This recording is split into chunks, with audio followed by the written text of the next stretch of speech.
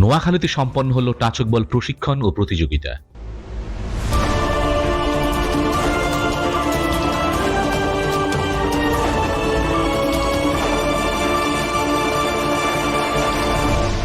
Channel CB.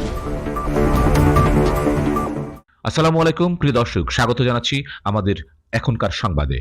যুব সমাজকে খেলাধুলায় উৎসাহিত করতে এবং পরিবেশ সচেতনতা বাড়াতে দেশজুড়ে চলছে যুব উৎসব 2025।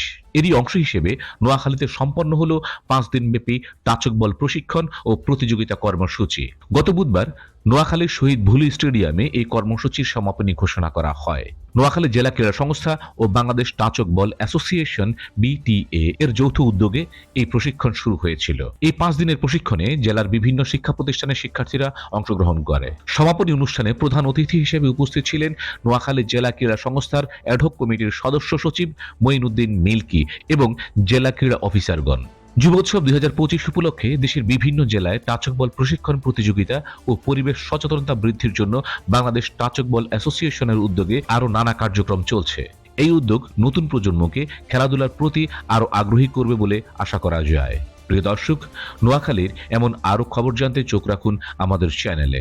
Nazim Hamid, channel CB. Subscribe now for daily news and updates.